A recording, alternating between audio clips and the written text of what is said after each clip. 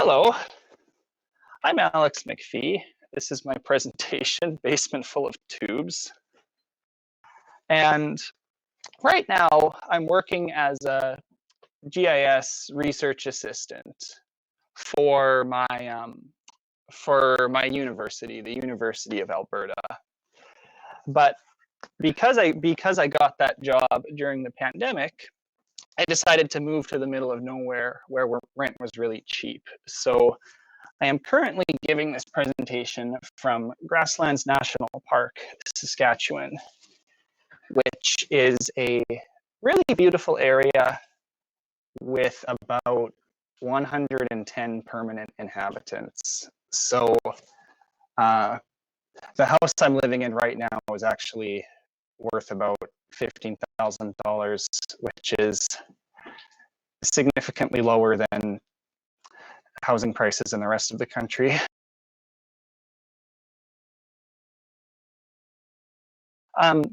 So that's what I'm doing.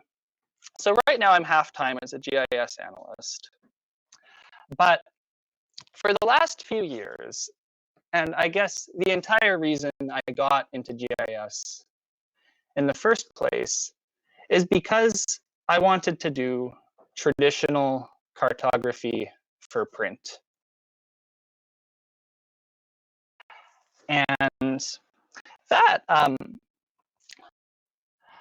the further I've gone, the more I've discovered that not too many people nowadays are doing the same business model as me. But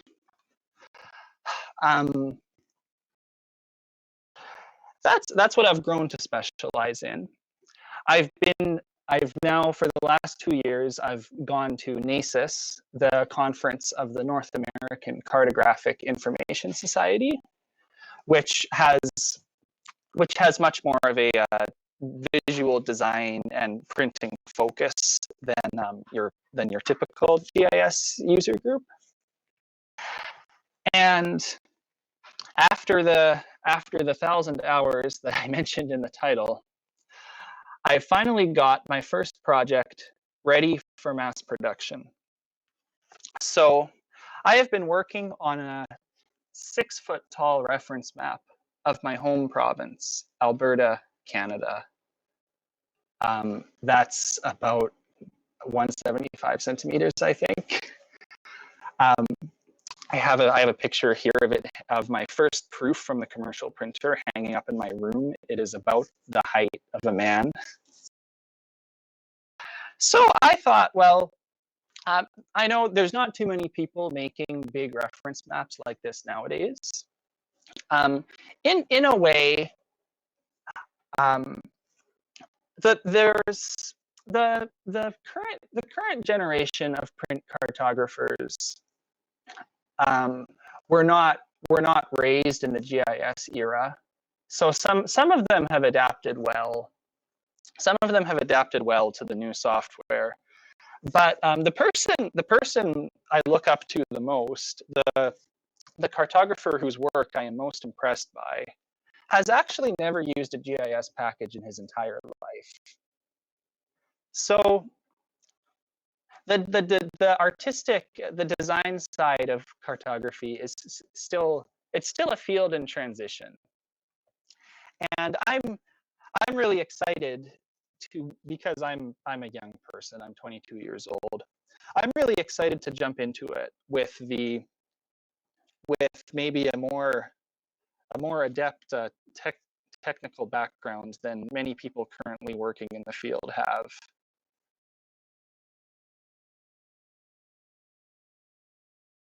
So I'm just checking the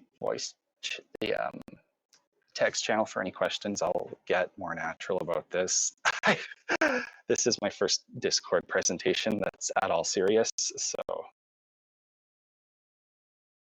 so I guess, so now that I'm talking about my business model and all this stuff, the question I thought I would talk about first is, does print still matter? Now, my answer is pretty succinct. Yes. It's true that people no longer use paper roadmaps. That's fine. Some people I've met have really unrealistic expectations. Like I meet a lot of people who say, "Oh, great, you're a cartographer. You must hate Google Maps. You must love print maps. Aren't they so much better?" And I always say, like, no, I have a terrible sense of direction. Like I couldn't get anywhere without my phone. I am not nostalgic for the era when print was necessary for navigation. But I think print still matters because every person I've ever met has told me that they think maps are cool. So I'm not producing something that's going to be essential for commercial drivers and tourists and vacationers. But I am hoping to produce something that most people will see and think, wow, that's really cool. I like looking at it.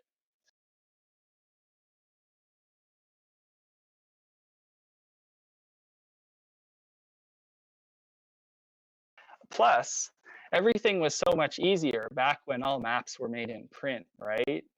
Um, from what I have heard from traditionally educated cartographers who still remember the days of drafting tables and correction fluid and pantographs and other things that we've forgotten the names of.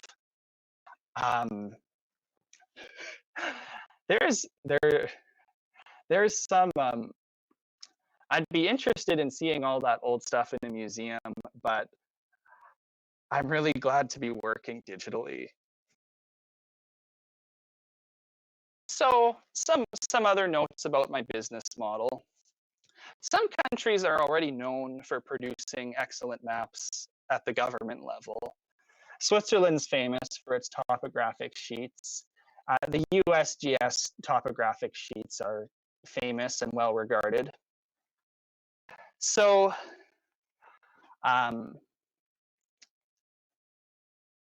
Canada is not that way.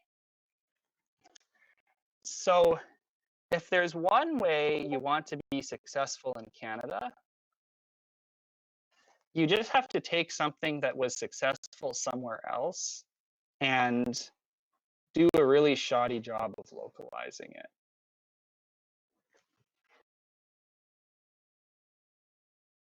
But I shouldn't be too down on Canada's national cartographic tradition.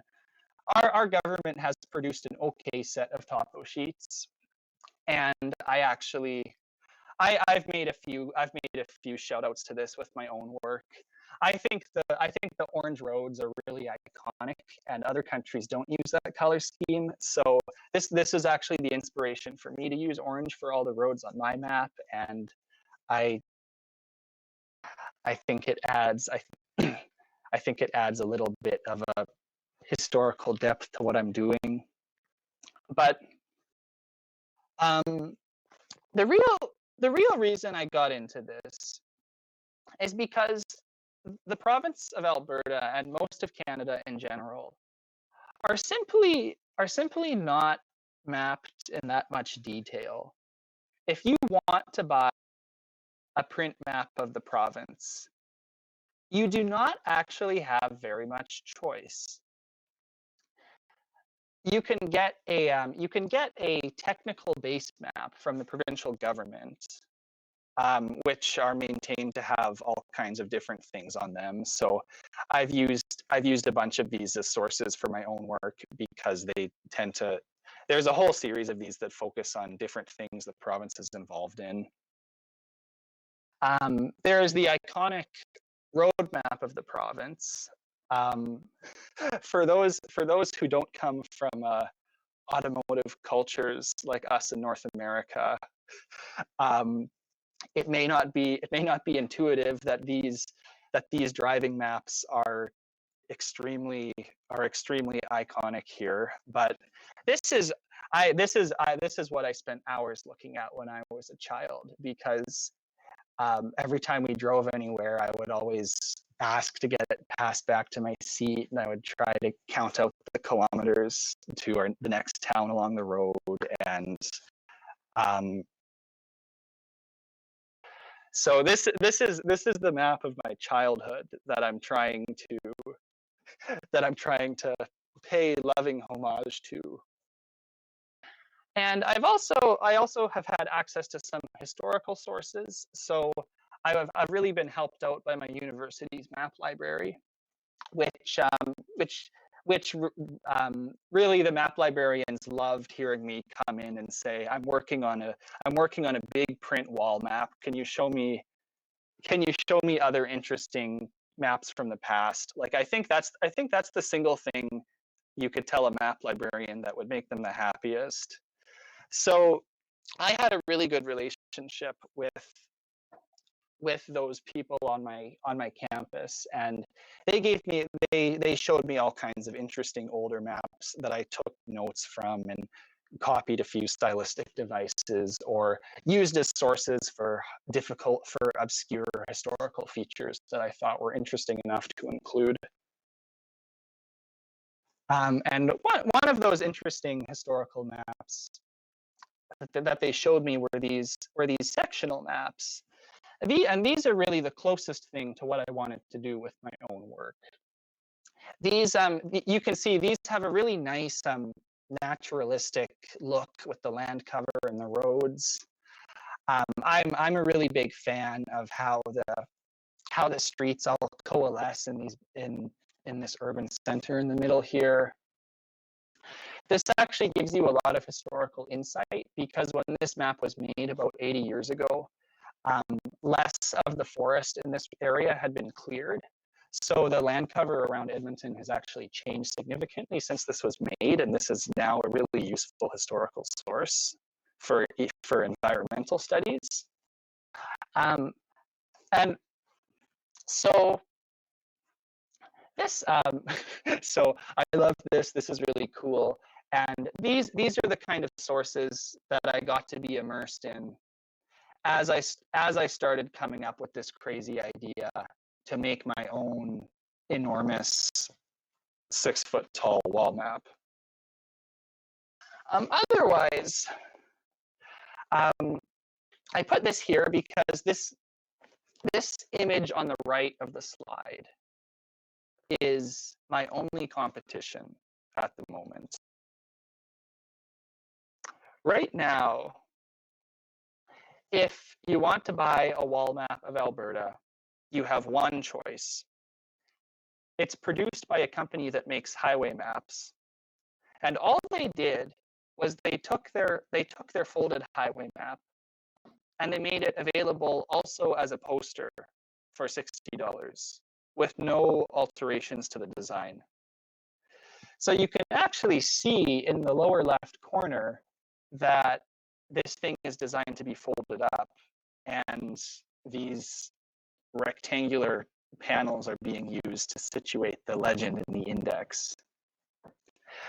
So I have a few gripes about this product, but what's really important is that I'm selling mine for the same price that they are. So I'm hoping to basically eat their lunch once my map hits the wider market. We'll see about that. Otherwise, this map on the left is what I actually use when I need a printed reference to navigate. I already said that I don't like using print maps to navigate because I am bad at using them. But I still do keep one on me because I frequently drive outside of cell service range. So for those situations when I'm trying to navigate the poorly maintained rural roads that Google Maps really doesn't know anything about, I use this thing called the Backroad Map Book, which is a really well-made road atlas that gets updated every couple years. And what I find inspirational about the Backroad Map Book company is that they they consult with local municipalities, and they take a lot of feedback from land users and recreationists who use their products. So they managed to find a lot of points of interest by working with these different sources and by taking feedback from everyday people. They managed to locate a lot of points of interest that you simply do not see on government or larger commercial sources. So, so that's the kind of commitment to that's a kind of commitment that I hope to replicate. So my next section here is about where I got all this data from.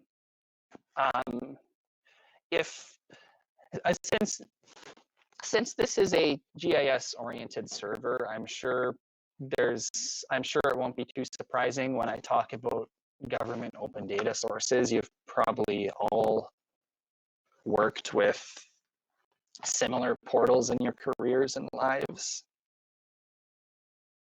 But I might as well say, because actually the open data picture is changing quite rapidly worldwide, and some changes actually came after I started working on this project. So my number one most reliable source was the province of Alberta's open data portal. Which is probably not a big surprise. Alberta actually semi-privatized this. So all of its open data is distributed by this private company called Altalis, but it's required to give the general purpose data away for free while charging for more technical stuff that engineering departments and mining companies need to buy.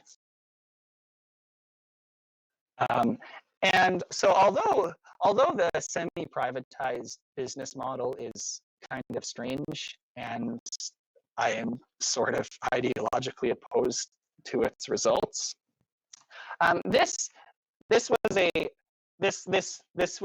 been a very reliable and trustworthy source of data, and I don't know how a private individual like me could have decided to make an entire reference map by myself without having a real budget in the days before open data became widespread. So I also used data sources from the federal government of Canada. So those of you who also live in federal countries might be aware that sometimes the regional and the federal data sets don't match up. That's what I found over and over. The Canadian census has good nationwide shapefiles, but they often do not. They are usually less exact than what you get from the provincial governments.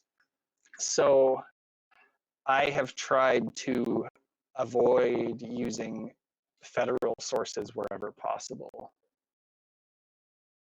But one thing that's more unique about this project is that Alberta has 84 counties, and part of making this reference map was I decided as a personal commitment that I wanted to visit all 84 of them myself. So during the year when I really finished this project up and I started getting it, and I got it to print and I started showing it to people and getting it exhibited in places, that was the year I finally crossed 83 out of 84 counties off my list. And that was a really invaluable process for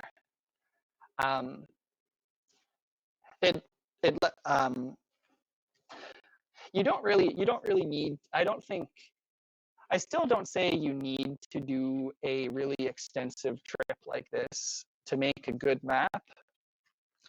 But the level of general knowledge that you get this way is really, really helpful. And in particular, it was really useful for allowing me to place points of interest that I knew were locally relevant and well cared for and accessible to travelers, because that kind of stuff can become out of date very quickly. It only takes a few years for an unloved tourist attraction to become completely derelict or inaccessible.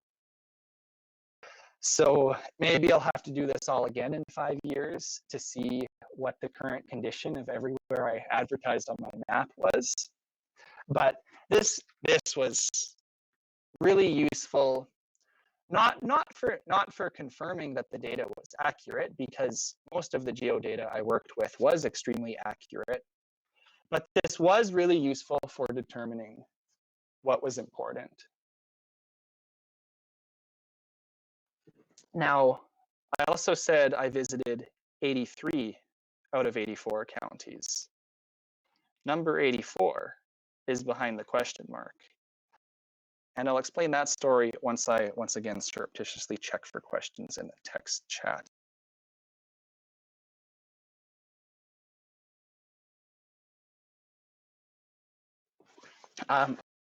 Okay, there is, yes. Good, I'm glad Germany has the same problems as Canada. We aren't even lucky enough to share a common projection.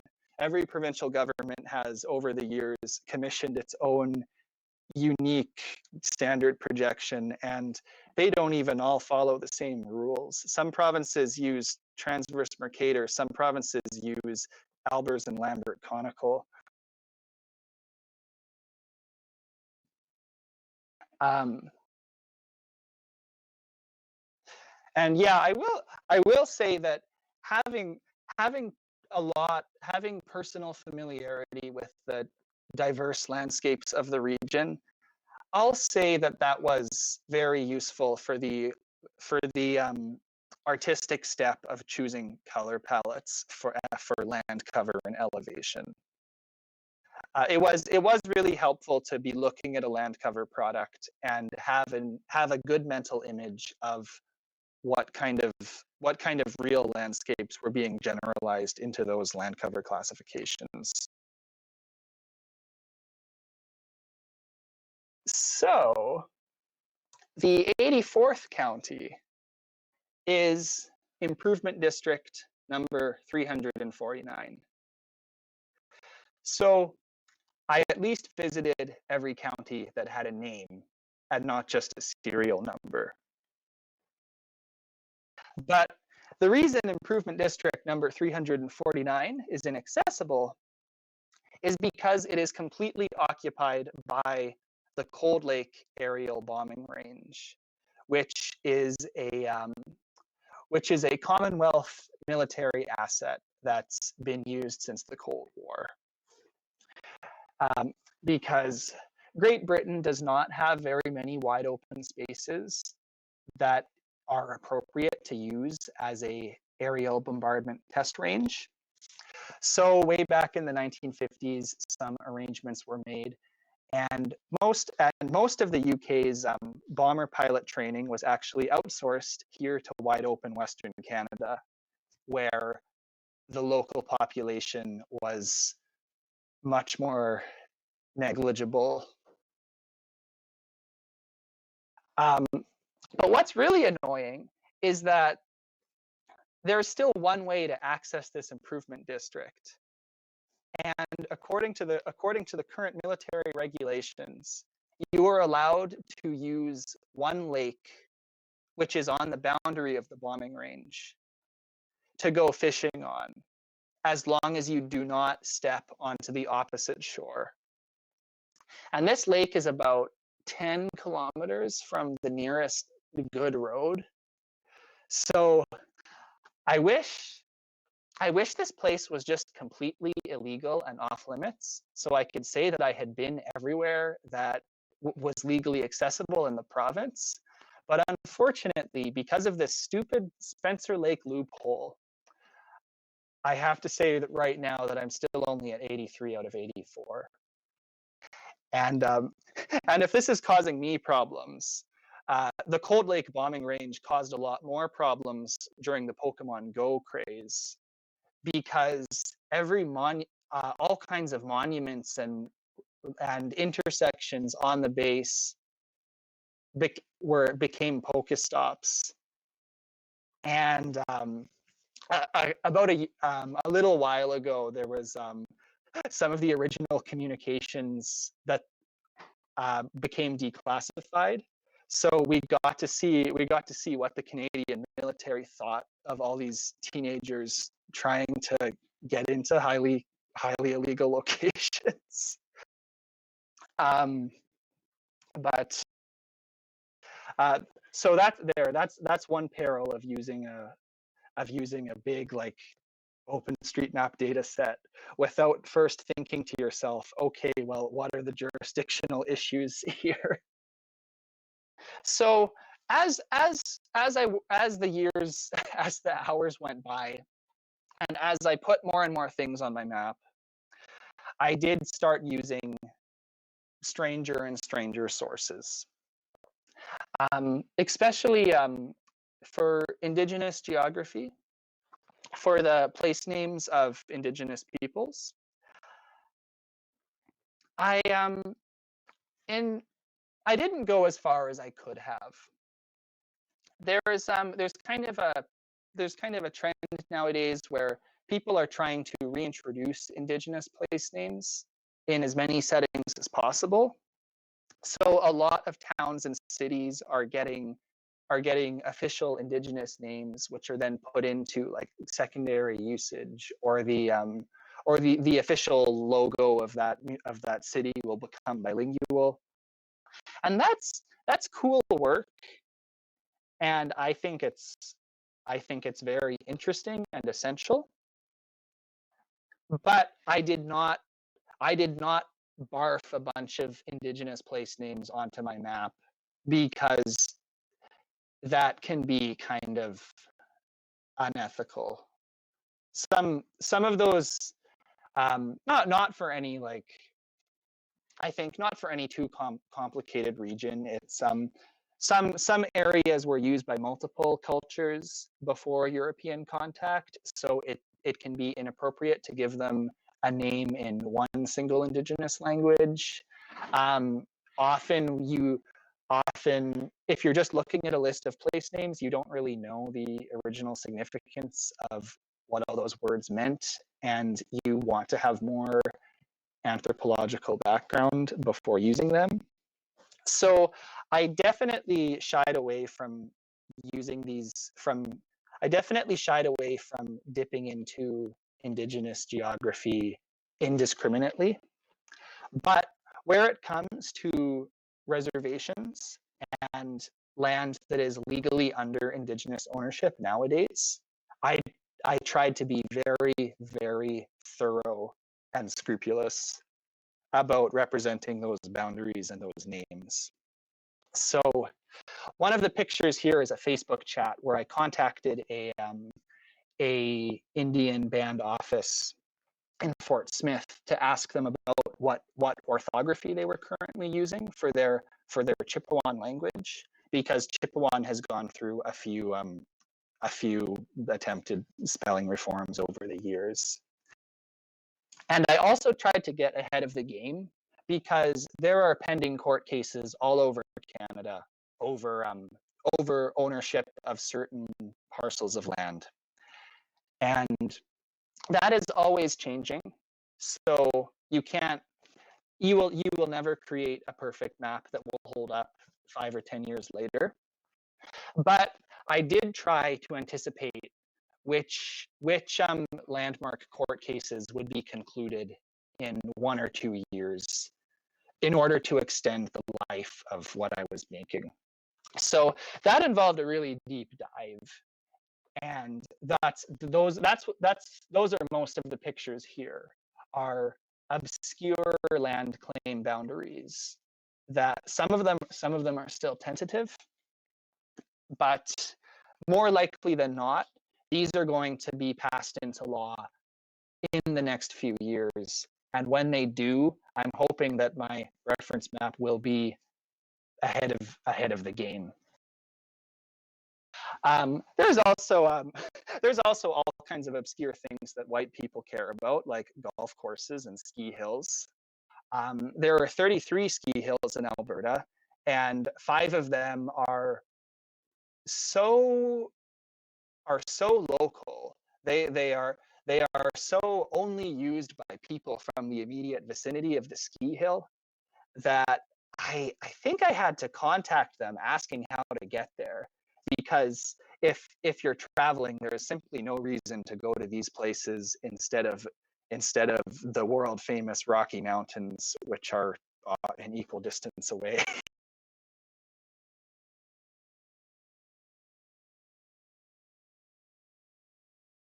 Just checking. Okay, checking for questions again. So you were visiting these provinces. What do you think is the main benefit as far as improving your map and data? Definitely, it comes in the because so much of cartography is generalization. You can have a complete and accurate data set, but it can still be completely unsuitable to put on a map because there are too many points. There are too many points of interest, or there are too many features in a small vicinity in a way that is not really important. So more and more, because when I started this, I had much more of a scientific GIS background than an artistic background. I really started out by putting all the available data on my map. And then the story of the next year after that was all generalization. It was all choosing, okay, this is more important than this. I think it's appropriate to get rid of the less important thing, or I think it's appropriate to refer to the less important thing only by a very short abbreviation, or I think I can make this text smaller because there's too much going on here. And those decisions are totally subjective. They are that's the traditional design part of cartography that is no longer taught nowadays, and it's irrelevant for making like a multi-scale web map, which are I think paying the highest salaries to cartographers these days. So yeah, when you're working with a multi-scale map, you still have generalization needs, but it's not the same as it is for making a single printed work. There is much more you can do at a single scale to ensure that the most relevant features are also the most visually prominent. And I learned a lot of them as I went. But you will still hear cartographic generalization described in older textbooks. So you will you can the fundamentals are still accessible. You will see like generalization and displacement and abbreviation still listed in older sources, and that completely describes what I do.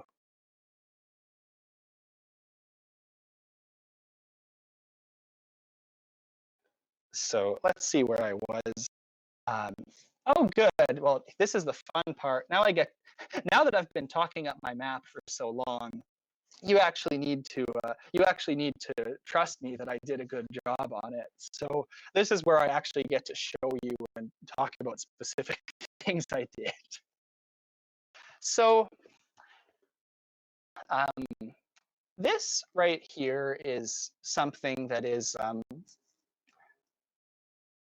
something particularly tailored for Western Canada, because a lot of cartography is universal. If you as you learn the design fundamentals, you will be able to apply them anywhere. they are always useful. But then there are also things that I did because I happen to know a lot about the local cultural and legal environment. I knew about the ways that our local governments are organized compared to other places in the world. And that kind of insight is also very important for your style, for your visual artistic decisions, because especially here in little Canada, where so much of our media comes over the border from the United States, and a lot of people have some erroneous thoughts about how the Canadian legal system works just because they've watched too many American TV shows.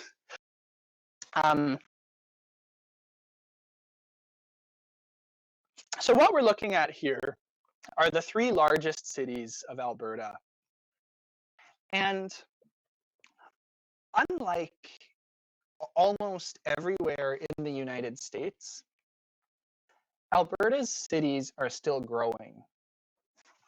They are still increasing in population, and they still have broad authority to annex new land in order to accommodate their continued suburban expansion.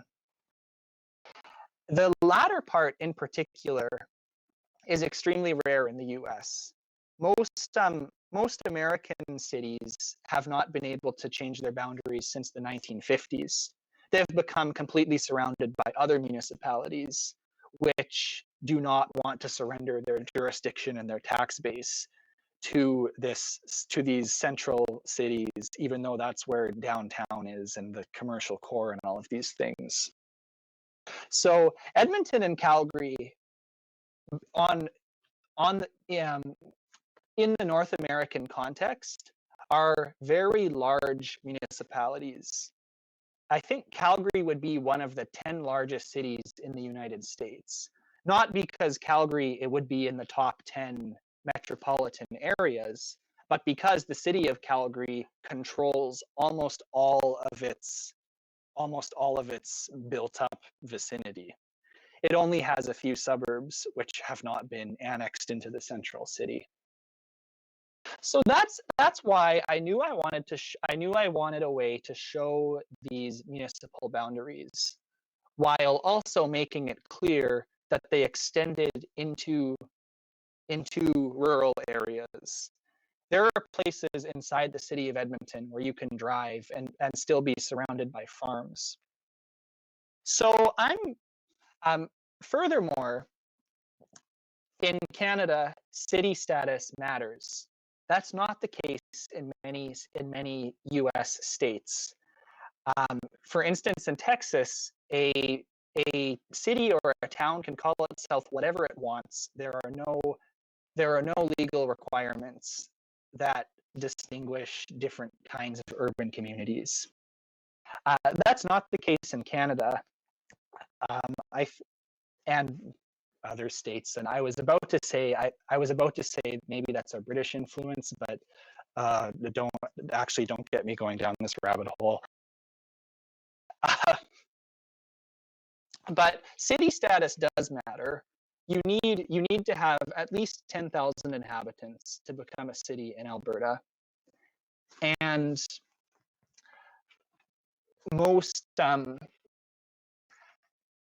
and there are some benefits to incorporating as one. It changes the powers and responsibilities that the local government is able to exert.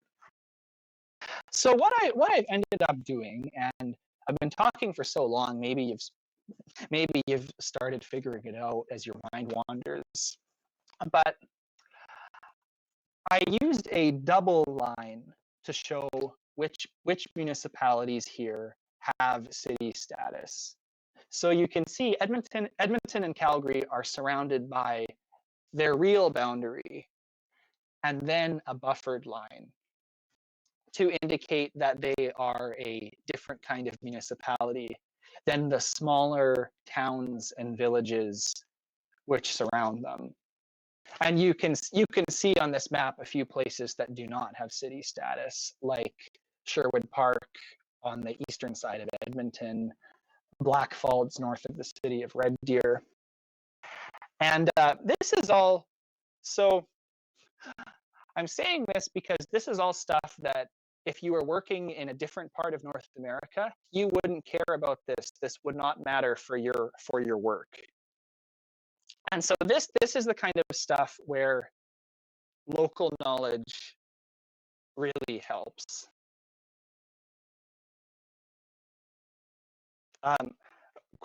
Question, serifs versus non-serif fonts. Why have you mixed them? Good question. I'm very proud of my typefaces. They're all under an open license, so I have paid $0 for any part of this project. It's all free software, free assets, free data, and free fonts. In particular here, Edmonton and Calgary are normally I've used this serif typeface to indicate county governments, those to indicate large rural regions, because in local law there is a really big difference between county governments and city governments. But Edmonton and Calgary happen to be almost as big as counties themselves. So I use the serif typeface for those two cities only to reflect their extremely primary status and very large size compared to everywhere else in the province.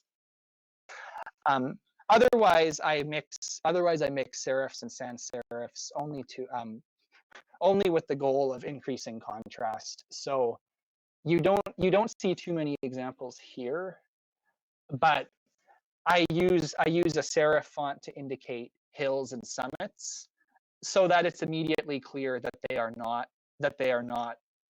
urban, that they are not towns.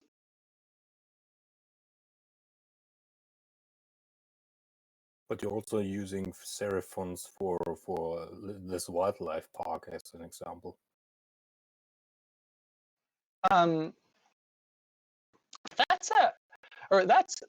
a condensed sans serif, but then Antler Hill above it is a topographical feature.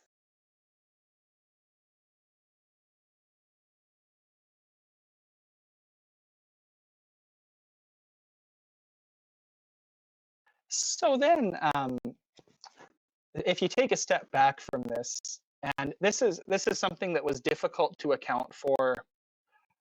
This is difficult to account for when you're designing something digitally. As soon as I saw this thing in print for the first time, and I actually put it up on my wall, I realized I had to start thinking about what it looked like if you took a step back from it, and that it's really difficult to guess how your land cover color palette will look if you're just looking at it up close on your screen.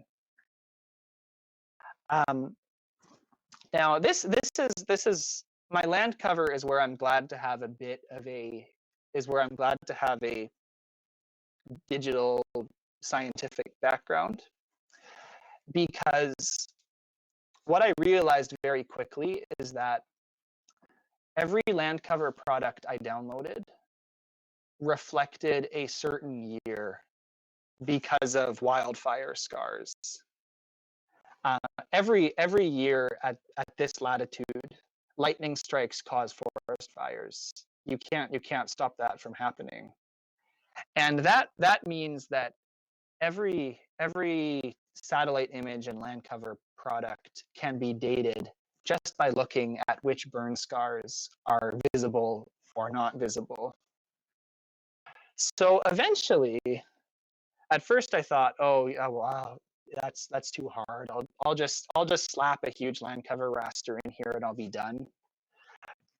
But eventually, as I tried to improve this a bit, because I realized I was paying to get thousands of copies made, I went and I manually removed every forest fire scar that was in my land cover product, in order to create something that, in order to create a generalized background color palette that can't be immediately tied to a single year. And it's also, this is a region, in the slide here is a region where land cover is important, because this, the Peace River country, this region in northwestern Alberta, is at the bottom of a glacial lake that last drained at the end of the Quaternary, or the beginning.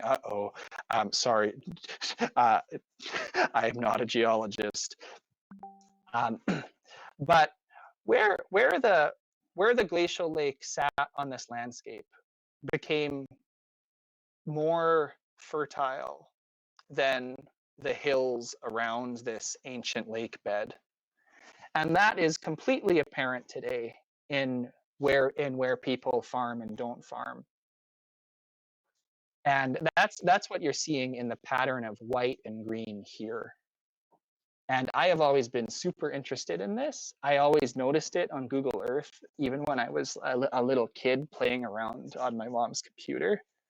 So I wanted to make sure that these natural contrasts that you get were very well visible here.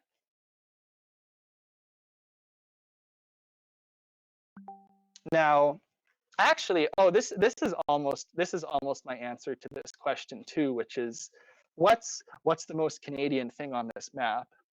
That's a hard question, because Canada just doesn't have that great of a cartographic tradition. Like, we do not have Swiss topo sheets. We have way too much territory and not a lot of interested people who want to spend a lot of time getting to know every part of it. But here's something that few other countries have to think about, which are ice roads. So in the community of Fox Lake here is in the middle. It's extremely remote. It's extremely isolated. This is an Indigenous community. It's surrounded by swamp. We actually use an Indigenous word for it. It's called muskeg, and it covers a great deal of northern Canada. It is extremely difficult to travel over. So in order to access these very remote communities, which are surrounded by wetlands, which are surrounded by intractable wetlands, the most common solution is to build roads that are only passable in the wintertime, when it's below freezing, and vehicles can simply drive on top of anything that is covered in water in the summer. Alberta has two ice roads that are built every year and used as the principal and used as the only means of land access for a community. There are more of them in the territories and in other provinces, but that is something that you do not find very many other sources for how to depict them. So what I did, and it's actually a bit difficult to see on this slide. I wish I had remembered to blow it up a bit more. But I've indicated ice roads with this dashed orange line along their along the route that they're usually built on every year. And that was fun to figure out. That was actually the second last county I visited, Wood Buffalo National Park. I got to drive on one of these things myself, and it was certainly an experience. You do not drive at highway speed on them unless you live in one of these communities, in which case, based on the behavior of other people on the road, all bets are off. I've also shown minor rural roads very faintly, which hopefully you can see on the right here. That's something that not a lot of world maps do, because there are a lot of rural roads everywhere in the world. They can get kind of cluttered. But I noticed that when I showed my map to farmers, to people who lived in these areas, they actually would use these roads to navigate. They would count out the number of intersections in order to find their properties or places that they were familiar with. And so when I noticed that people were doing that reliably, I made sure to add this extra level of detail. And that's one reason why it helps to show these things to a lot of different people before you commit to getting them mass produced, because there are a lot of things. There are a lot of unexpected things that I wouldn't have known that people want from their reference maps before showing this around a lot. Here's another thing that Canada does differently than the United States that I wanted to depict. In America, you have Indian reservations. In Canada, they're called Indian reserves. The idea is not too different. These are small areas that our Indigenous populations were more or less coerced into occupying in order to clear the rest of this area for European settlement. But there is one difference, which is that in the United States, a county will have jurisdiction inside an Indian reserve. I think, actually, yeah, if you're a white person who commits a crime on an American reservation, you are going to the county courthouse and not to the tribal courthouse. In Canada, that is not the case, mostly because we don't have county courthouses anywhere in the country anymore, which is completely different than the U.S. system. So when a county boundary passes through an Indian reserve, it doesn't matter. Counties in Alberta have no jurisdiction over reserves because reserves are a federal responsibility. And that is something I made sure to reflect on this map by having my green county boundaries end wherever they intersected these territories. Also shown here is an interesting historical detail, sort of a miserable one, but this reserve was originally, the Siksika Reserve was originally quite a bit larger, but in 1910 it was coercively reduced in size because a large portion of its territory was considered good for irrigation. So that it took some digging to find the original historical boundary, but I'm confident that I got it right, and that this is one of the most interesting things that I've put on this map that I think will surprise a lot of people. These Indian reserve surrenders are very poorly known in Canadian history, and I think I have made this. I think this is the first map that shows all of them that exists. The records are not easy to find. So now for an even more confrontational topic, here are some things that I'm confident that I did right that I think Google has done wrong. And anyway, yeah, trust me, buy my map. That's what I have to say. So here's an anomalous situation. This is also true in the United States. It's true in North Carolina. There's a large Indigenous group in North Carolina that has state recognition, but not federal recognition. Here in Alberta, we have one too. The Ksituan Nation of Grand Cache is verifiably of Indigenous heritage, but they have never been recognized by the federal government because they live way up in the mountains. And this is a true story. The original Canadian treaty parties did not want to bother traveling out to where they lived to give them official recognition. So this has been much litigated over, but the province does recognize this group. They believe their story, and most private companies do as well. So they are treated as an Indigenous group for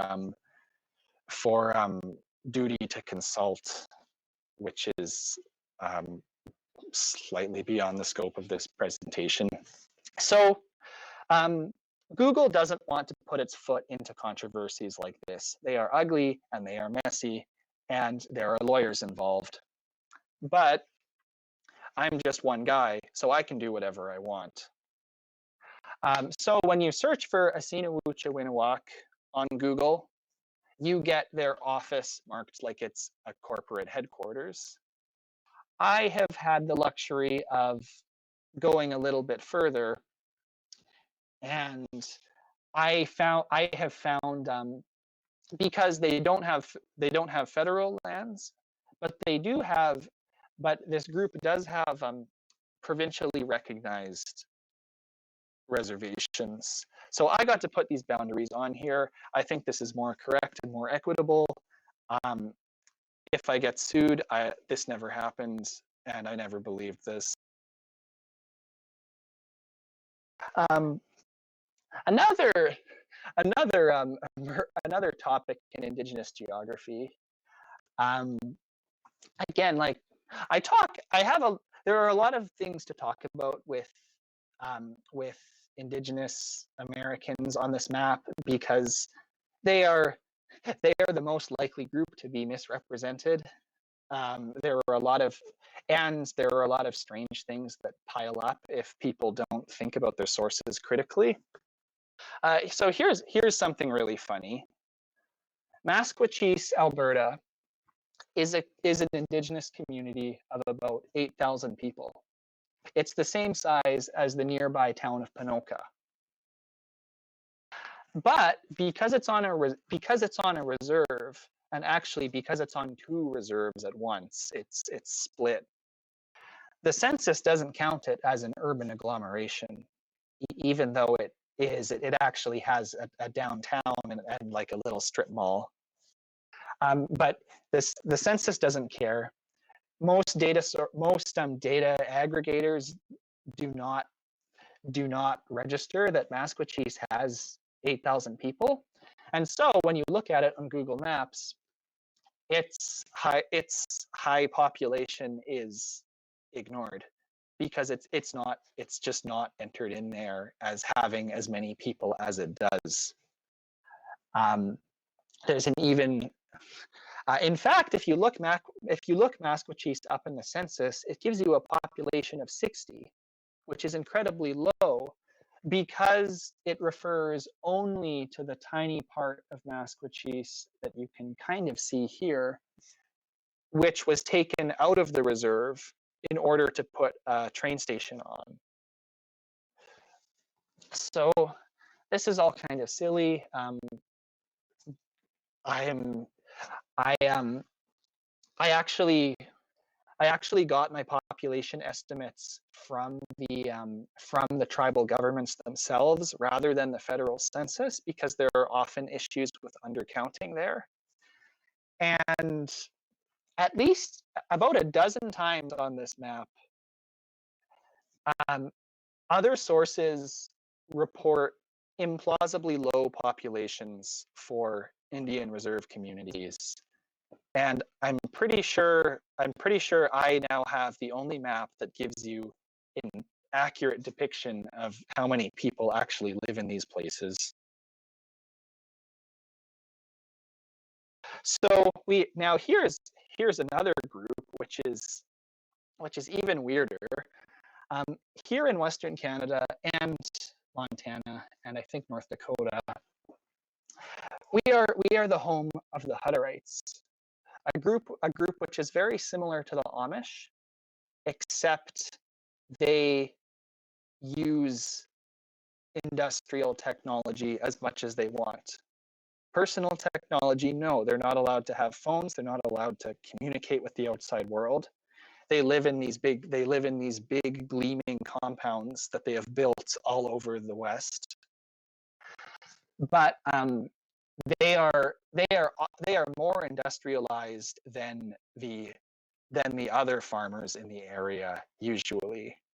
So you have this bizarre situation that people from this area know very well, which is you'll just drive by one of these compounds and all of these, and you'll see these old bearded guys wearing suspenders and archaic looking hats, but they'll be driving around like gleaming brand new ATVs, or they'll be filling up a semi truck that has their colony name painted on the side. It's really interesting. It's almost comical. I live very close to one of these colonies, and they also have a very high birth rate. So these are the source of most of the manual labor in this area. People will contract the teenagers to do their construction in the region. So the Hutterite colonies, there are 200 of them in Alberta. They are extremely successful. Other maps just don't show them because they're weird. They're weirdos. They don't live like the rest of us. They're communist. They have no private property among themselves.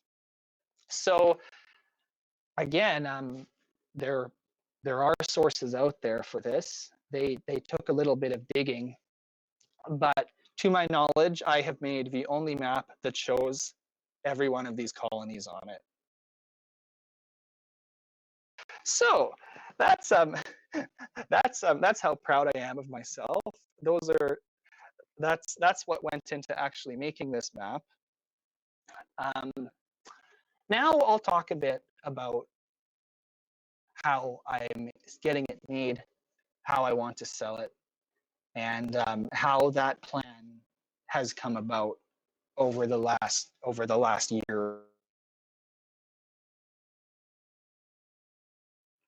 It started in 2019, which is when I got this thing to print for the first time.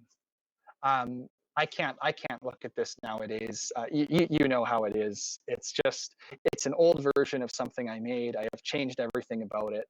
I can't stand it. It's offensive to me. Get it away from me.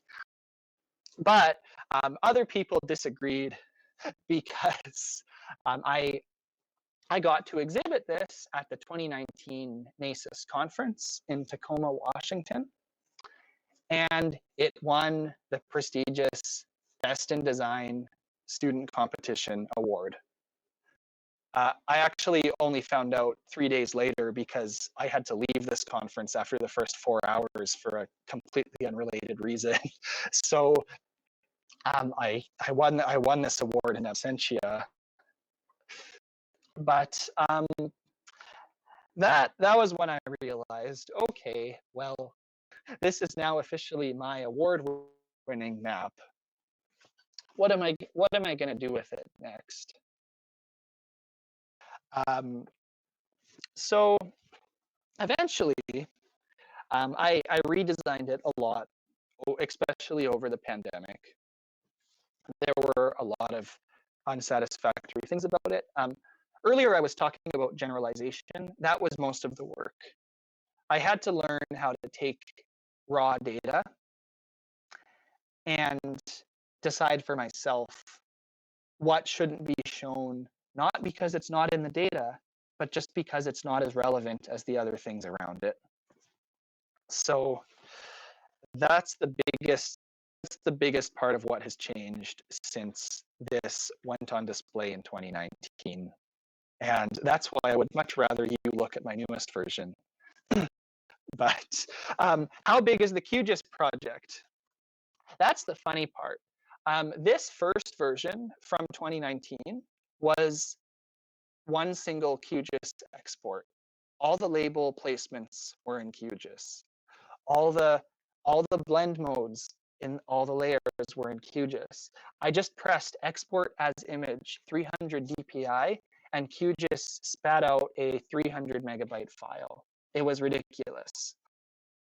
And I didn't have performance issues. Qgis is amazing. You can abuse it this much and it will still work for you. But I have completely restructured how my software approach, because a commercial printer does not want a big image. They want a PDF. And that makes sense because your text will look better. It's much better to have your vector features be in a PDF as vectors than to just have a huge export. But there are some issues with text anchors and stuff when you are doing this in Qgis. So I started moving more and more of it to an SVG file in Inkscape, because yeah, if you ever get really deep into it, you'll notice that there is some slight label movement between what you see in the Qgis browser and what you get when you export a really huge image from Qgis. Like the words can shift a little bit, just because I don't even know why. But so I moved all my text to Inkscape, and I started doing all of my text editing in Inkscape. And that meant that a lot of stuff I had put in my Qgis project file became useless, because I didn't need to control my line breaks anymore, and I didn't need to set my spacing in the shapefile itself anymore. I used to have this horrible attribute table that was like line spacing, letter spacing, justification, alignment. But it's much better to edit these things with a more artistic program. Especially for curved labels, which QGIS still does.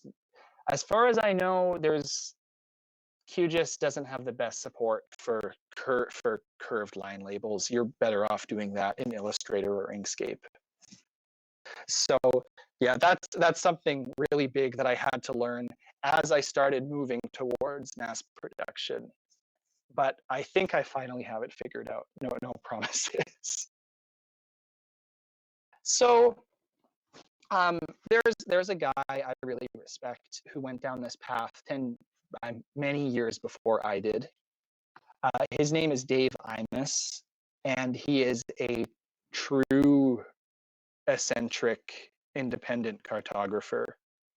He lives in a cabin in Oregon, and he just spends years at a time making these projects. He said his most famous work is this reference map of the United States of America, which became a blowout success on the market, and it won all kinds of awards and stuff. He said he went $100,000 into debt doing nothing but working on this map for years.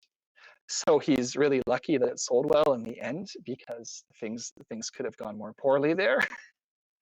But I decided to reach out to him, which was scary because he is a pretty he has an interesting personality. But it turns out he was delighted to hear that I was working after him, and I was using my technical background to pursue the artistic side of cartography. He said, like, no one does that these days. That's amazing. Like, I don't go to conferences anymore. They're too techy for me. I don't care about that crap. I've never touched a GIS package. I hire someone else to do it for me. But he is truly a master of everything besides GIS. So he gave me some really, really good advice for finding a commercial printer, getting this thing to market, and changing your design workflow so that everything looks great when you send it off to a real full-size printing press. So I really have to thank him for a great deal of the design changes I've made since that award I got in Tacoma in 2019. And because I mentioned it in the title, I actually do have 100 tubes in my basement right now. I'll need 1,900 more if I want to sell all my maps, but I'm hoping that if I sell the first 100, then I'll be very happy and I won't mind having to order the rest. So here's the interesting stuff. Here's what I never knew about this before it was told to me. I thought it was almost too good to be true, because look at that 50-cent unit cost. Like, can you believe it? So almost all printing nowadays, especially that you're liable to have worked with as like a GIS person, is inkjet. You probably have used a plotter before. Most good workplaces have one. Most great workplaces have one that you can steal printouts from without asking. No, which I of course have never done. Don't ask. But the thing that, and you might also know that printer ink is disgustingly expensive, and plotter ink is also disgustingly expensive. So a plotter is fantastic for making a single map in crisp, sharp, good detail, but it's using $40 worth of ink to do so. You do not save any money by producing 100 maps with a plotter because the cost is in the materials. So that means, so it's well suited for a print-on-demand model. If you think you'll sell maybe like 5 maps and you want to make them available, then it makes a lot of sense to use a plotter, because you don't need to have a giant pile of maps in your house waiting to be sold. But if you're making something like a reference map, which is meant to stay accurate over a few years and be of general interest for the inhabitants of a particular region or country, then offset printing makes more sense. That's what it's called. I didn't even know that when I started out. But that's a traditional 4-color, the traditional 4-color plate printing process that you've heard of from old movies and books is still around today, and it's still the cheapest way to get large quantities of something made. It actually can look worse than inkjet, because the paper because the colors won't be quite the same. They're made with cheaper inks, and there are some shades that just cannot be produced by the 4-color process, but they can be produced by an inkjet. And my orange road color is perilously close to being one of those shades. I've tested the design a fair amount, so I'm confident that if my orange turns out slightly funny, it will still look okay. But that's the kind of thing that can happen when you scale up. And I still haven't seen I still don't have my 2,000 maps on hand yet, so I can't tell you the final results of this experiment yet. But the really cool part about offset printing is that engraving the plates is really expensive, but producing single copies is really cheap. So if you can just justify the cost up front to get those plates made, which is a few $1,000s, then every successive unit is like 50 cents for them to produce. It's true. I couldn't believe it when I heard this for the first time, but this all the quotes I've gotten have been like this. I want because I've told a few people about this and they've said, "Oh wow, maybe I should get something mass produced." And it's risky, but it's also possible, and I never knew that. So, for your interest, here's the actual amount of money that I've put into this project right here. 17,000 Canadian dollars. That's, of course, that's only like 13 or 14,000 US. But some of this cost is my own fault, because I created a very oversized map. It's bigger than almost everything else. Like it is super oversized. 68 inches is ridiculous. So, and also, oh yeah, and so also these are the things that you have to tell the commercial printer in order to get a quote in the first place. And I'll run through all of them because I had to ask other people for help on all of these things, and so I might as well tell you what I learned. We'll start with the size. 42 inches by 68 inches. Again, that's ridiculous. That's 108 centimeters by like 180. The stock is that's the type of paper that it will be printed on. That's something before this, I had only worked with my university print shop, and they had 3 options. You could get matte, sateen finish, or gloss finish. A commercial printer has way more options, and I haven't had the opportunity to see what ink looks like on all those different kinds of paper. I was recommended 100-pound gloss because that's what 100 pounds is the thickness. That's pretty sturdy. I wanted to have a poster that would survive shipping and abuse that people put it through before they put it up on their wall. And I was also recommended to use this thick paper because it's a full color map. It's not something that has white space. So thinner paper would be worse at accommodating all the detail over the surface.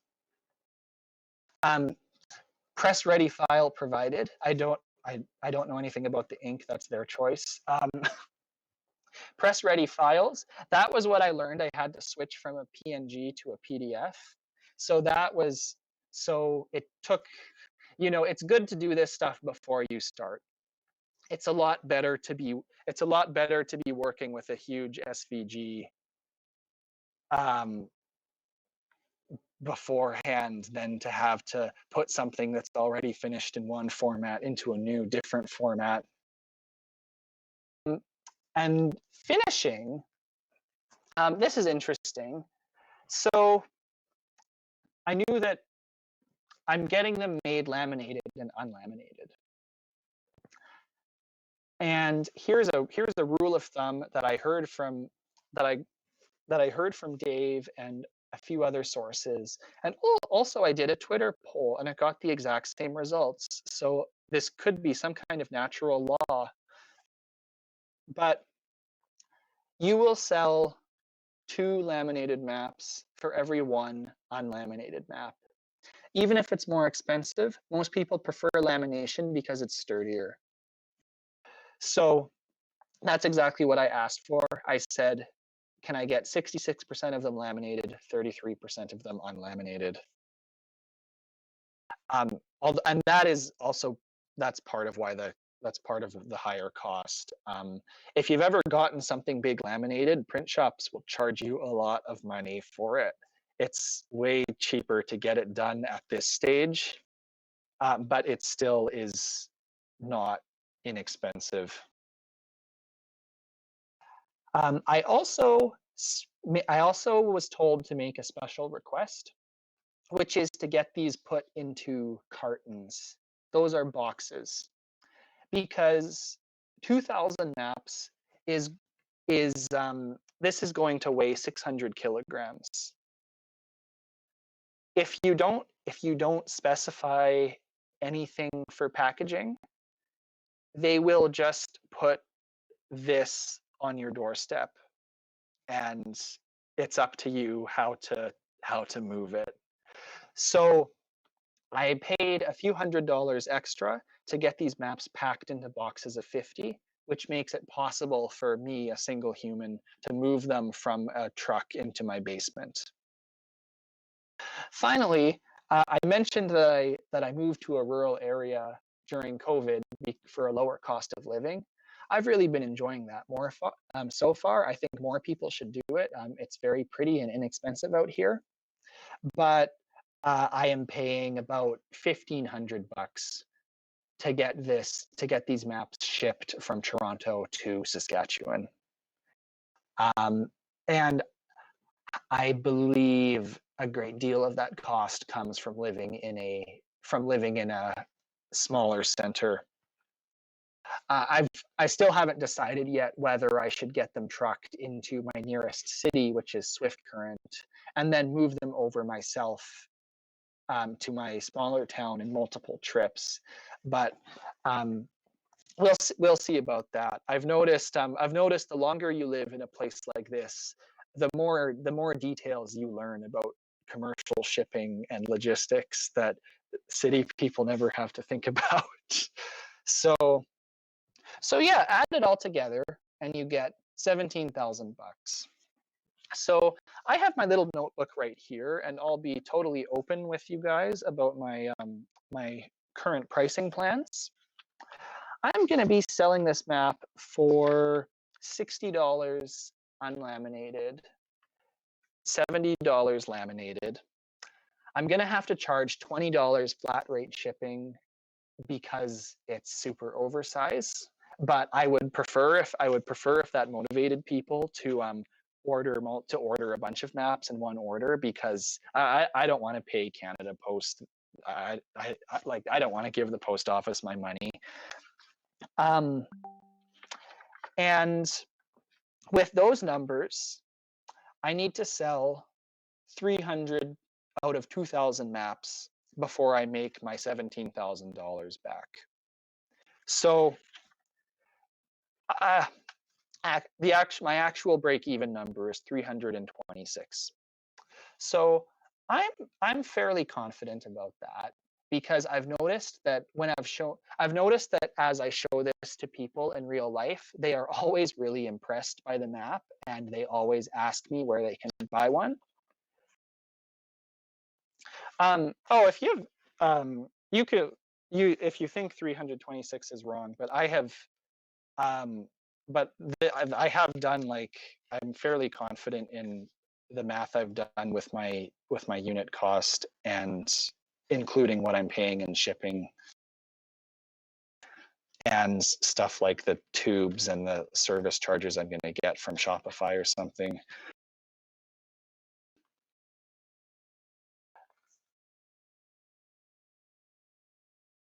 Ricardo here, raising this question. I'm hardly shaking my head, because I don't know how much time you spent on this, but you're quite young yet, right? So I assume you're now 21, 22, something like that. You mentioned it before. Yes. So you invested a lot of time, and time is money. And freelancing means that you need to spend time, and the 17,000 is just the price of the printing process.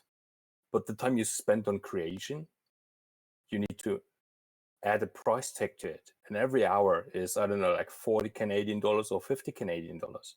And I assume you have spent at least 200 hours on this whole thing, maybe even more. I don't know how much time. But you need to take this into account.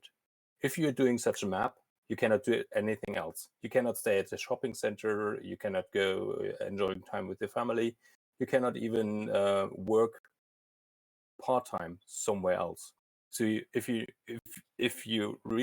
make a proper assumption about the cost and the break-even point and the ROI, you need to take this into account. That's why I'm really pushing you. It's not the 320 items you need to sell. It's much worse. Yeah, no, that is correct.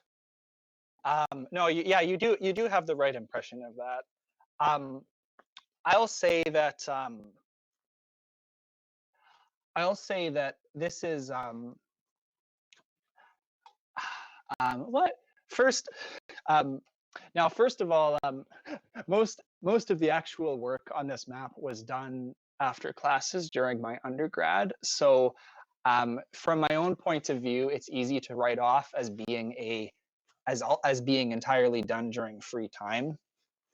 It was done in between being a full-time student. So, I'm glad to have it already done because I never really budgeted for taking time off to finish it.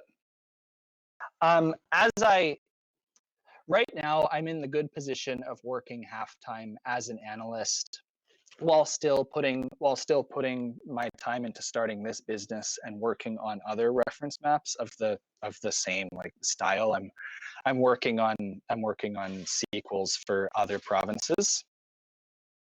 So it all depends on how well this thing will sell. If it's not successful at all, then I know not to quit my day job, and that's an important thing to learn early. Conversely, if it does sell very quickly, then I know it's a hit. I should quit my job. I should start working more. I should start putting full-time hours into producing more. And then my time budgeting will become more complex, and I'll start managing my time more rigorously. But this is basically an overgrown hobby at this point. So a lot will depend on what happens in the next few months as this thing actually becomes available. And that's a big uncertainty for me. But the reason I'm willing to spend this money right now is, first of all, because I'm lucky to have it, because I live in a country with a lower cost of tuition. So I didn't have to borrow anything to get these made. In my worst case scenario, I think it will take many years to get rid of these things, but they are designed to not rapidly become obsolete. So I'm hoping that even if it takes a few years to get all of them out of my basement, it will still not be a permanent financial liability, and I'll know to go back to grad school and start working in something more lucrative instead.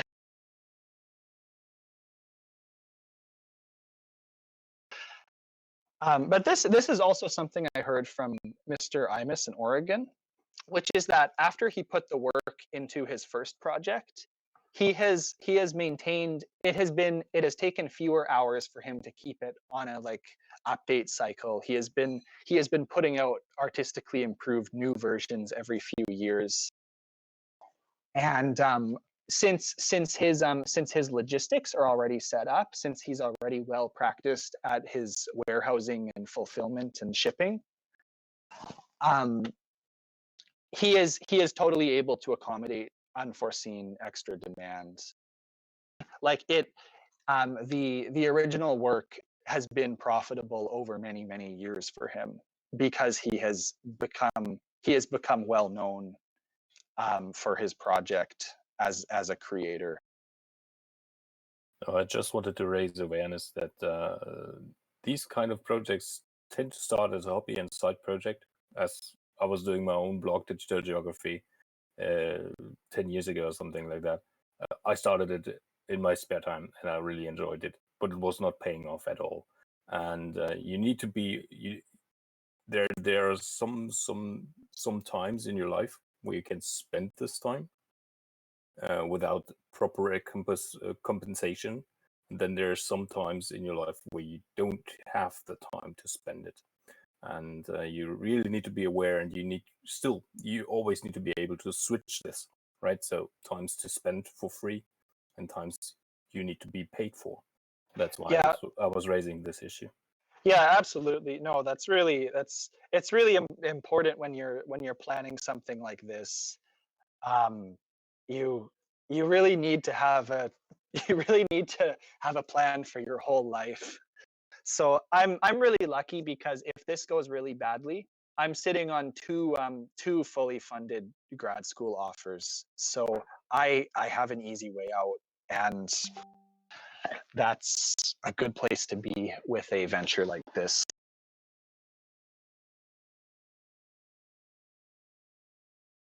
So do I think my next map will be smaller? Let me tell you, if you thought the last slide was important, this is the most important thing I could tell any of you. Get these tattooed onto you. So here are 4 things that you should think of before you start making your map. If you got into it because you love doing it, you will not have considered any of these, and I ran up against every one of these issues. So the maximum dimensions of your map will be influenced by your shipping. Because I live in a rural area, my only choice is Canada Post, which is not even as good as the USPS, much less Deutsche Post or most other national carriers. I mean, Canada Post does have one of the biggest geographic disadvantages in the entire world, but yeah, I am up against a pretty brutal surcharge for anything over 1 meter. And I created something that is just a little bit longer than 1 meter. And that is not a good position to be in. So from now on, for the rest of my life, everything I make is going to be just a little bit shorter than 100 centimeters in the short dimension. And that is how I determined the dimensions of my current project, which is the neighboring province of Saskatchewan. Do you say you decreased or you increased the scale? Oh my God. I don't have a geography degree either. But that map is a little bit smaller in order to fit in that tube. That's my biggest concern. I also did not add this crucial 1/8 inch of white space around the edges. So that had to be done right like last month with the print shop. And I didn't want to change the scale of the map because it's made at 1 to 750,000 scale, and shrinking it a little bit would mess that up. And that's untidy. I don't like thinking about that. So the easiest solution was to add an extra 1/4 of an inch to all dimensions of the map. But that means that it will not perfectly fit into the same tube, because the standard tube sizes for me in North America are 42 inches and then 48 inches. So now that I have something that's 42 1/4 inches wide, I have to get the bigger tube, which is not that more expensive, but it means that there's 5 inches of empty space inside there. So I'm concerned that it will slide around during transit. Currently, I expect to try an alternate solution because the caps of a mailing tube are about 1/2 inch deep. So if I only include one cap and I seal the other end of the tube in a different way, then I'll be able to accommodate these maps in there.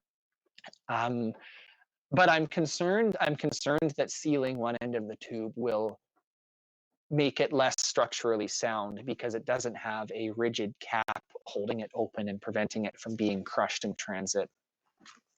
So that's a little bit unfortunate.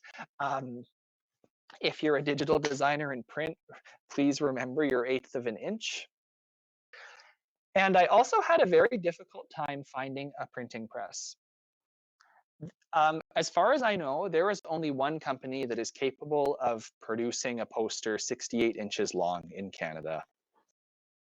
And in order to find them, I actually, you know how earlier I mentioned I only had one competitor? I actually phoned their office and I said, excuse me, I'm just a normal interested person. Don't mind me. Where do you get your 60-inch road maps printed? And they said, oh, we go to the TI group in East York, Ontario. Glad you asked. And that was really nice of them. So I don't badmouth their product as much anymore. I wish them success in their other endeavors. But that kind of thing is hard to find out when you're just a private individual. It really helps to have some industry knowledge.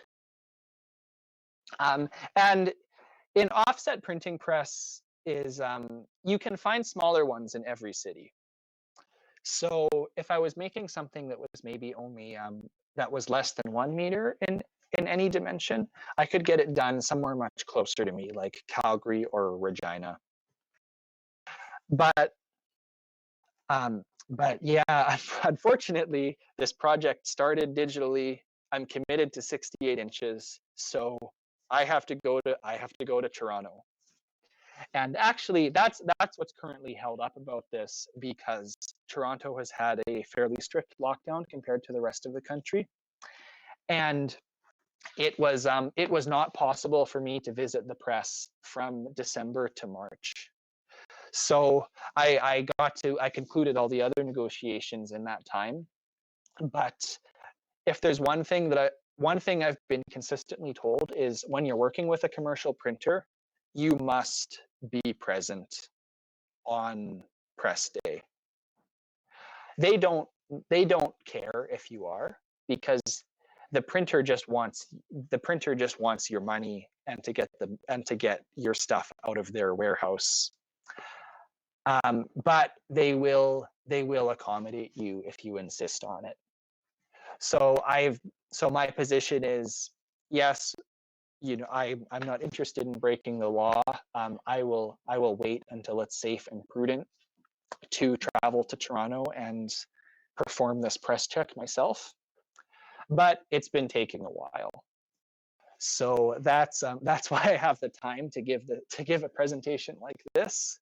I am just waiting, but I'm really excited because this lockdown was lifted a week ago, and I do hope that this will all get concluded fairly soon. Oh, and did I get to my 4th bullet? Oh yeah, so mailing tubes. They this is something I never thought about. In North America, we have this really funny company called Uline, which basically produces all packaging material that all companies use.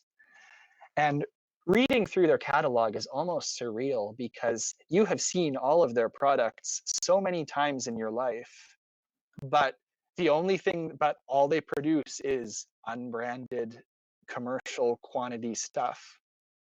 So the Uline catalog is hilarious if you can order one.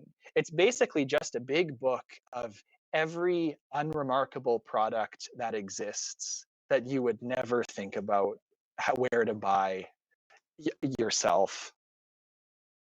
So that's where I found out that there's this discontinuity between 42-inch and 48-inch for cardboard mailing tubes in my market.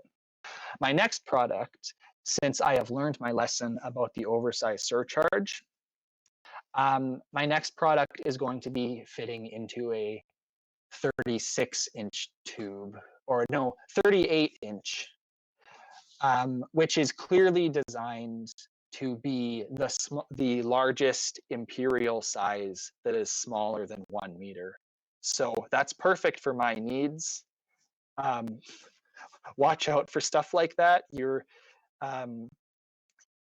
I am learning that I am not the first person to have had all of these problems.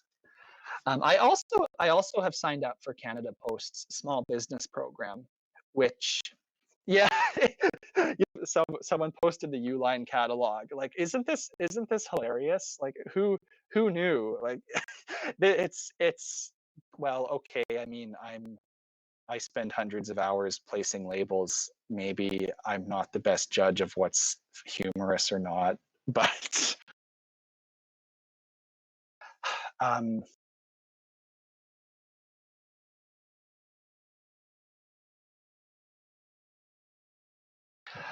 but the small business discount program is cool. I think I get, if I can prove that I've incorporated as a sole proprietorship. Again, this will all have different legal meanings in your own countries.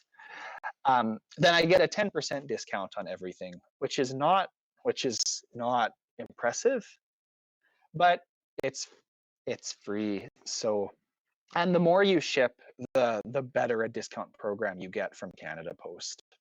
So here's hoping that if this ends up being successful, then I'll also get a more favorable impression on my shipping costs. Those are all of my pre-prepared slides. Apologies to anyone who arrived an hour in because of daylight savings. I'm very sorry. I should make some friends in Arizona. Saskatchewan and Arizona are, of course, the only two places in North America that do not change their clocks at this time of year. But I encourage, again, since I've been talking up this great map that I made, but really how I prefer to present this map is to just unroll the thing on a table and let people look at it and ask questions. So I encourage you to go to this link, and you'll see the 20 megabyte JPEG that I keep online so that people can look at what I've done. And I'll be happy to take any questions about the most minute details you can point out. The first time I showed anyone this map, I was expecting they'd say like, "Oh, that's kind of interesting. I love you, grandson." But even my grandma spent 4 hours saying like, "Oh, I went there once. Oh, what did you find there?" So, thank you. That was absolutely excellent, Alex. I actually have a lot of questions and a lot of comments, but I just want to direct your attention. It looks like Gasana has posted some questions in the No Mic Voice chat, and I tried to do my best to copy and paste them.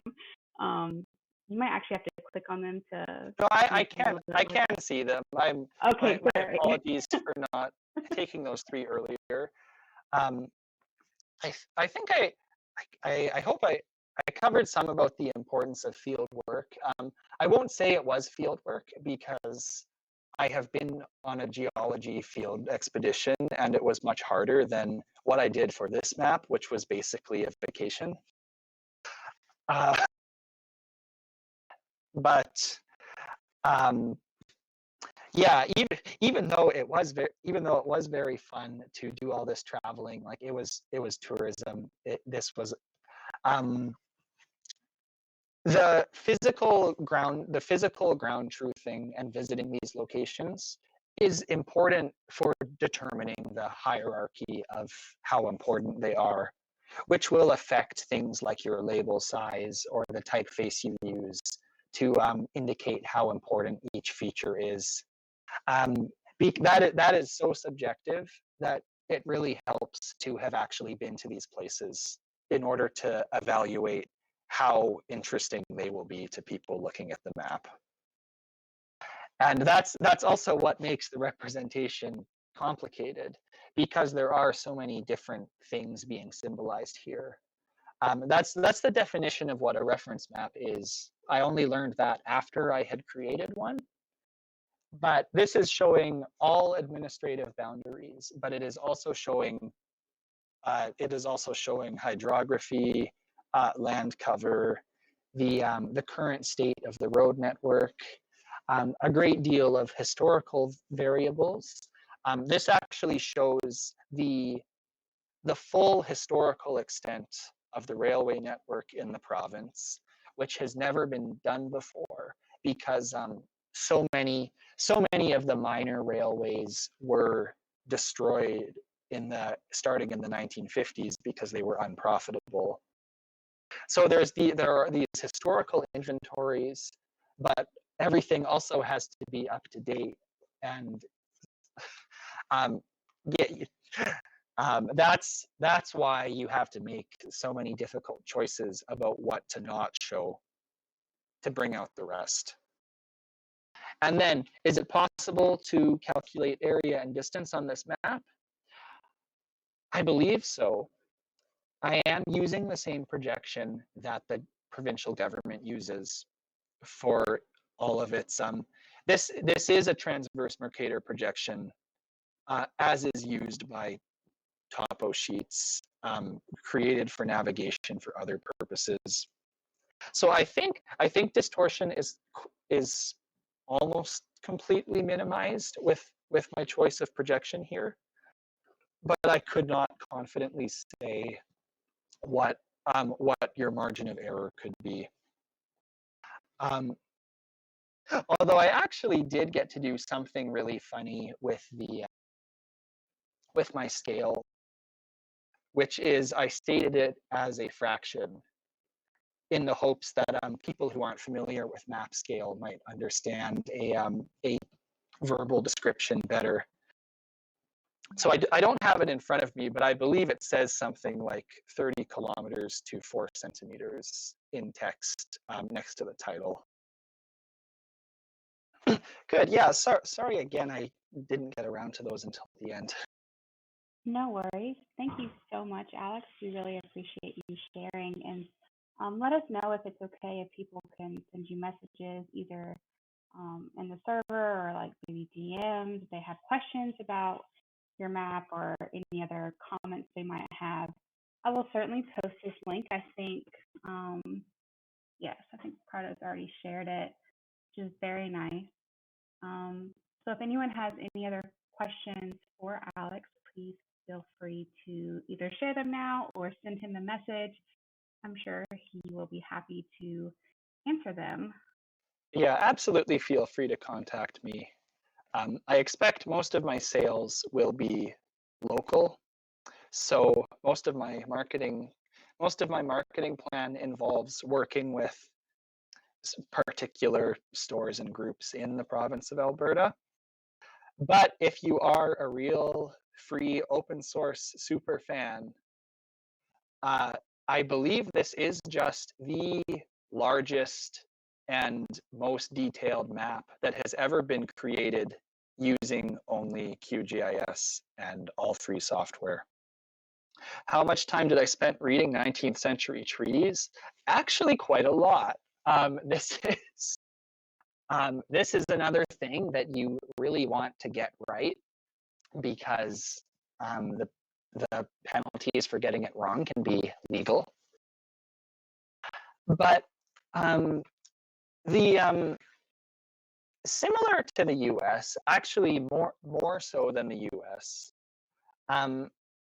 Canada's jurisdiction over the Western provinces is legally grounded in a series of treaties between Indian chiefs, and Queen Victoria.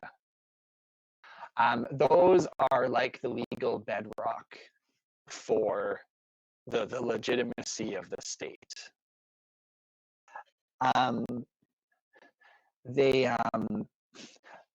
Now, Queen Victoria owned a much larger empire than those Indian chiefs did, so you could say that the terms of these treaties were not the most fair, but their boundaries are fairly important, but they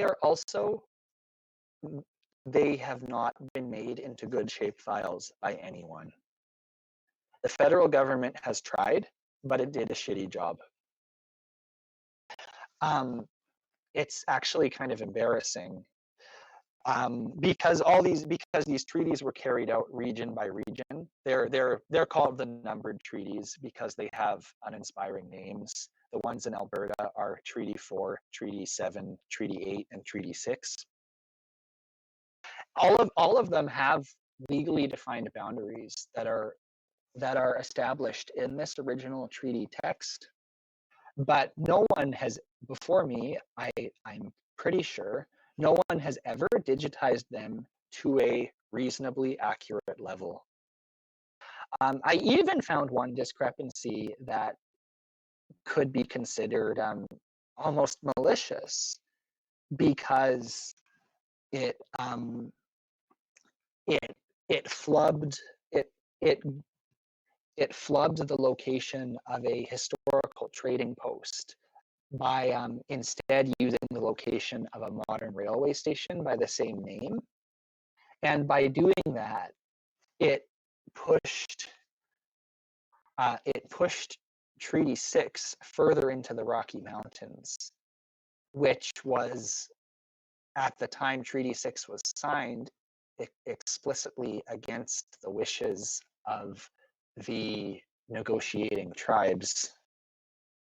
So that's why I can say I'm pretty sure that my rendition of these treaty boundaries, because I reconstructed all of them from the regional text, and I had full access to all relevant modern data sets to determine things like the heights of land and distances from rivers. That's why I'm confident my rendition of these treaty boundaries is currently the best that you can actually look at yourself. I'm not willing to go all the way and make really big claims about this, because what really matters is further research into the original intentions of the tribes that were involved in these negotiations. That's something I have no unique insight on, and it would be misleading for me to say that I do. But based only on what the federal government has done, there were really some things badly wrong with their shape files that they should be embarrassed about. Okay, question about my hardware specs. This will be quick to answer, so feel free to keep typing if you have another question. I have a Surface Book 2, one of Microsoft's tablet laptops. It's about 3 years old now. I paid extra for the big screen version, which has better brains in it. As you might guess from how I'm talking, I'm not too up on the actual numbers for computer performance, but I am working on a pretty good convertible Superbook from about 3 years ago.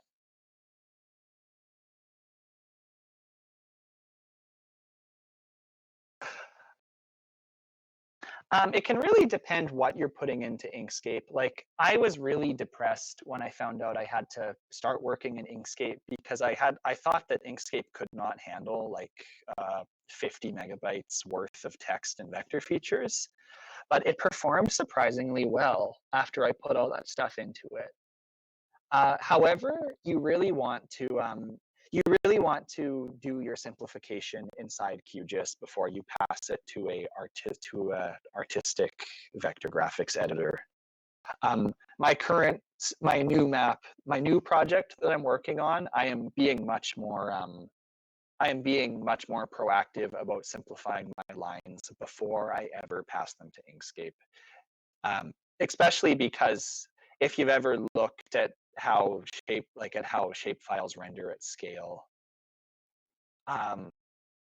you'll see that there's way too many nodes being saved in the SVG for what you actually see. Can I tell the government of Canada that they fucked up their shape files? Canada is known internationally as a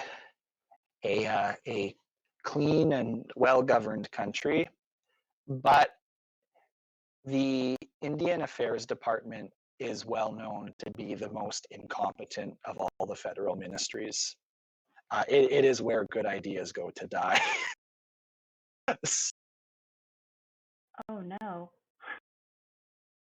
So that's why I wouldn't expect a timely response if I sent them my data concerns. I would expect a timely response if I was talking to like natural resources, but here's a story about Indian Affairs data. Right now, there are 670 federally recognized Indian tribes in Canada. And if you want the full list of them, you have to go through a web interface that is searchable. But you can't get a spreadsheet of all 670. You can't. It has not. People have been asking them for 10 or 20 years to just have a CSV with the current list of all the tribes and their headquarters and their current memberships and their population figures. And the government clearly has this data, but they so other organizations that need to update this, they literally hire people who just go through the searchable web interface once a year and copy everything over manually just to make sure that everything's up to date. So that's one little highlight of this area of Canadian geography. Thank you for taking the time to explain that. That was great. Yeah, I try not to be too much of a holy warrior about it. It's possible to be much angrier about Indigenous affairs in Canada. I try not to be that angry guy because I'm not Indigenous myself. I don't think it's really appropriate to decide to feel really strongly on someone else's behalf. Some sentiments are best expressed by these groups themselves, and the rest of us would do good to let them tell their stories. But I do think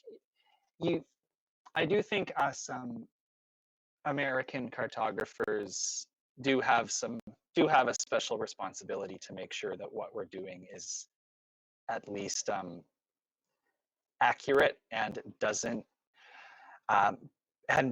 take all of these bad data sources for at their word. Because I discovered so many things that were wrong with data coverage of Indigenous communities as I was making this project. I actually found it really fun to get to the bottom of all of these things. So I won't say I was annoyed by it. It's really like it was really the most radical thing I felt like I was doing. My visual style is fairly conservative. Like I am not. This is meant to be a good map. It is not meant to be a really innovative map. But I really put my foot down when I started discovering the problems with these with all these government files and databases that were being repeated everywhere. The most annoying part for me was just having to redo all my fine label adjustments in Inkscape after already doing them once in Qgis. So now that I'm working on a new project where I don't have to do that, everything feels like it's happening at least 4 times faster. You had mentioned, Alex, that we have a community here in North Carolina that are Indigenous, and I have experienced that issue where sometimes it's not federally recognized. Like, take for North Carolina, we have 100 counties, but we actually have 101 counties. We don't actually recognize one of the counties. I think it's Ipsa County. So when you were talking about that, I immediately recognized that, or I associated with that problem that you were talking about. So for sure. Yeah, it's really interesting how this stuff winds up being depicted in the data world, where everything is presented as maybe being a bit more exact than it is.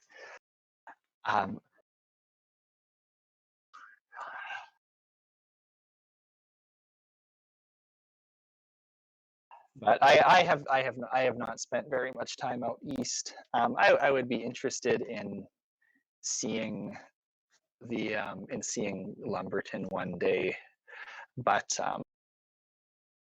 actually I do know a bunch of North Carolinians because I happen to be a member of a church that used to be headquartered in Winston-Salem. So a bunch of our pastors happen to be sent up from that state in particular. That's wild. But that's a really weird coincidence because yeah, it's actually a very small organization. Yeah, and there's also a lot of weird land deals with native tribes in the U.S. where they get extra like trust territories awarded to them in modern court cases. That's something that that's happened in Alberta a couple times, but in Saskatchewan, which I'm working on now, there was it gets much more complicated. I have to draw some really weird boundaries in Saskatchewan because Indigenous groups were able to win more territory in court in the 1990s. And the exact shape of that territory that they got is really, really irregular. I should actually go looking for what I have so far. I think I posted it in this server once or twice, but it's really fun.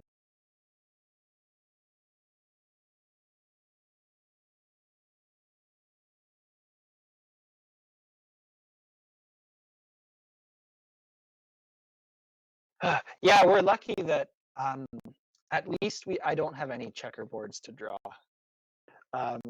We did have in Canada, we did have public land checkerboards to pay railways with, but all of them have sold that land off nowadays. So for those who aren't familiar with North American public land policy, because North America has been surveyed into a square grid almost everywhere, more or less, there have historically been times when a territory has needed to be split 50-50. Like a railway company gets half of it and a state government gets another half. And the solution that's called checkerboarding is it's exactly what it sounds like. Every second square on the grid goes to one, and every other square on the grid goes to the other. And there are a few Indian reservations whose territory has been diminished in this way. And the resulting shapes are a challenge to my profession. And so I'm just uploading an image to the NoMic voice chat channel. Here are four Indian reserves in the Kappel Valley of Saskatchewan. I think you can see what these reserves used to be shaped like. But in the 1990s, they were given a bunch of money. They won a bunch of money in court. It was a prolonged, difficult case. And they were allowed to buy more land in order to enlarge their territory because it had been illicitly shrunken by corrupt surveyors working with the Ministry of the Interior. So they were able to buy all this extra territory, and now these reserves that used to be neat little rectangles look like this. And if you have any good ideas for how to label the little parcels to make it clear which central community they're associated with, let me know. Actually, I do have quite a few ideas about this, but you can see that it's impossible to put a text label on these boundaries without making it unreadable. So this is also a case where it's good to be working in Inkscape or Illustrator instead of Qgis, because Qgis actually just added a mask feature in the last year, a label mask feature, and it's pretty cool, but it does not support vector export. So for this case, I do all my text masks manually. I just cut out that portion of the line in my final graphics editor because I know that I just need to do that once and exactly, and I won't be changing it again. Well, that's great, Alex. I don't think, I'm just checking the NoMic voice chat. I don't think we have any further questions. But like I mentioned before, if anyone has any questions for Alex, I'm sure he will be happy to answer them. I really appreciate your time, Alex, talking to us about your amazing project. I think it's so awesome, you having just this, little idea and taking it into a business. It's absolutely incredible. So I appreciate you taking the time to share with us your thoughts and your process and your figures, and I think it's great. Yeah, well, thank you guys so much. I'm sure there's some impressive stuff in what I've shown here, but I really am a fresh grad with a funny, untested idea. So do not sell yourself so short. You should be putting that link out everywhere so everyone can be buying your map and checking out your work. And I just think it's amazing.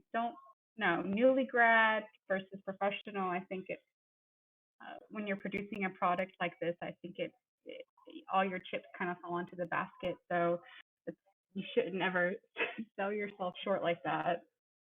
It's pretty impressive.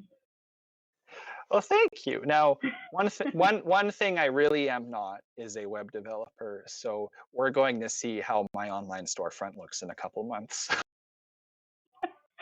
Oh my goodness. We won't even talk about web development because I'm not sure, when you think about people who are GIS and web developers and cartographers and scripters, you start to stack up these unrealistic beliefs, and so it's okay. It's all right to, for the front to be a little new as you take that next step into web development. Yeah, I actually am hoping to pick up some JavaScript basics because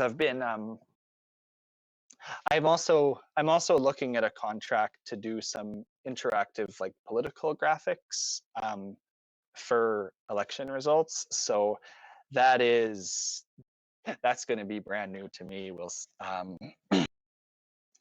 But if I get to quit my day job and take weird contracts as I'm interested in them, then that will be awfully nice. Well, let us know how that goes for sure.